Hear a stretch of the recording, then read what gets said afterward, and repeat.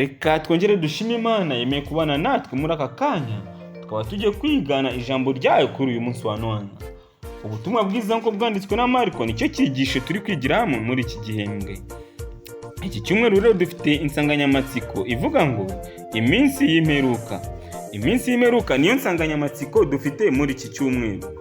Aho kuri uyu munsi wa none dufite ingingo ikomeye cyane tugiye kurebera hamwe, ivuga ngo nta buye rizasigara rigeretse ku rindi.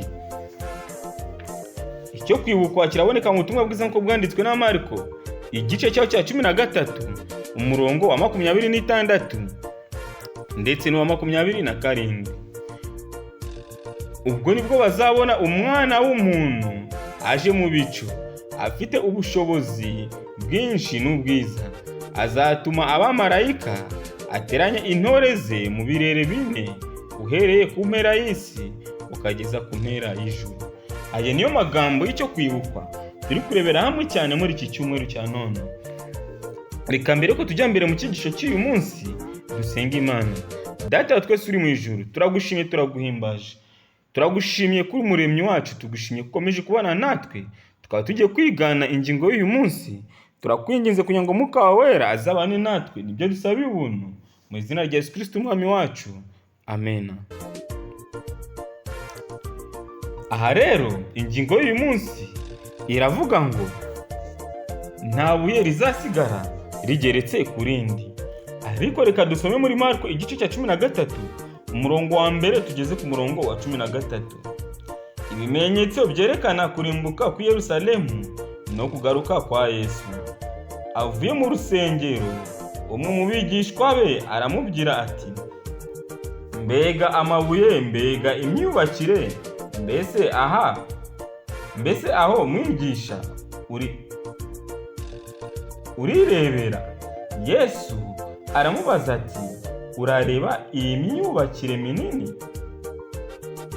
Ntihazasigara ibuye rigeretse ku rindi ritajugunywe hasi. Yicaye ku musozi wa Elayoni yerekeye urusengero, Petero na Yakobo na Yohana na Andereya bamubaza biherereye bati, tubwire ibyo bizaba ryari? Ni ikimenyetso kigaragaza ko igihe bizasohorera cyegereje ni ikihe? Yesu atangira kubabwira ati, mwirinde hatagira umuntu ubayobya, kuko benshi bazaza biyita izina ryanjye bati ni njye Kristo, bakayobya benshi. Nuko nimwumva intambara n'impuha z'intambara, ntimuzahagarike imitima, kuko ibyo bitazabura kubaho, ariko imperuka izaba itaraza. Ishyanga rizatera irindi shyanga, n'ubwami buzatera ubundi bwami. Hamwe na hamwe hazaba ibishyitsi, hazaba n'inzara. Ibyo bizaba ari itangiriro ryo kuramuka. Ariko mwirinde, kuko bagambanira mu nkiko, muzakubitirwa mu masinagogi, kandi muzahagarara imbere y'abategeka n'abami, babampora ngo mubabere ubuhamya. Ubutumwa bwiza bukwiriye kubanza kumara kwamamazwa mu mahanga yose. Niba bajyana mu manza, ntimuzahagarike imitima y'ibyo muzavuga, ahubwo ibyo muzabwirwa muri icyo gihe muzabe ari byo muvuga, kuko atari mwe muzaba muvuga, ahubwo ari Umwuka wera. Umuvandimwe azagambanira mwene se ngo yicwe, na se w'umwana azamugambanira. Abana bazagambanira ababyeyi babicishe, kandi muzangwa na bose babahora izina ryanjye. Ariko uwihangana akageza imperuka, niwe uzakizwa. Nshuti mukundwa, aya magambo arakomeye cyane, nubwo tuyasoresheje ibyiringiro yuko dukwiye kwihanganira ibizatubaho, kuko hahirwa uzanesha, kuko ari we uzatsinda. Ni ukuri inshuti mukundwa, Kristo ahora atwiteguza ibigiye kuzatubaho, kandi atwereka ko ari we muneshi dukwiye kwisunga. Nk'uko twabibonye, ubwiza bw'urusengero bwatangaje umuhanga mu by'amateka witwa Josephus, avuga ko ibaraza ry'urusengero rwo ku ruhande rwo mu majyepfo rwari rufite inkingi 162, kandi buri nkingi abagabo 3 bafatanyije ibiganza nibo bashoboraga kuyizenguruka. Ni ukuri Yesu yavuze ko byose bizasenyuka. Ubuhanuzi bw'ubwo bwerekeranye n'iyo nyubako itangaje bwajyaga kumvikana nk'iherezo ry'isi mu matwi y'ababwumva. Mbese ubwo Kristo yitegerezaga ubwiza bw'urwo rusengero, ni ibihe bitekerezo byari kumuzaho we nk'umuntu wanzwe n'ab'icyo gihe? Ibyo yarebaga byari biteye ubwuzu koko, ariko avuga afite agahinda ati, byose ndabireba, izi nyubako koko ni agatangaza. Murareba izi nkuta mukibwira ko zidashobora gusenyuka, ariko muntegere amatwi, hari igihe biriya byose mureba bizasenywa, ntihagire n'ibuye risigara rigeretse ku rindi. Ellen G. White mu wifuzwa ibihe byose aya magambo arayashimangira cyane. Paji ya 493, abigishwa bashakaga kumenya igihe ubu buhanuzi bwa Yesu buzasohorera. Bityo muri Mariko igice cya 13 umurongo wa 4, itsinda rito ryari rigizwe na Petero, Yohana, Yakobo na Yohana na Andereya ryabajije Yesu igihe ibi bizasohorera. Bashoboraga kumenya igihe ibyo byose bizasohorera, ndetse n'ibimenyetso bigaragaza ko biri hafi gusohora. Igitangaje muri Mariko igice cya 13 umurongo wa 5 kugeza wa 13,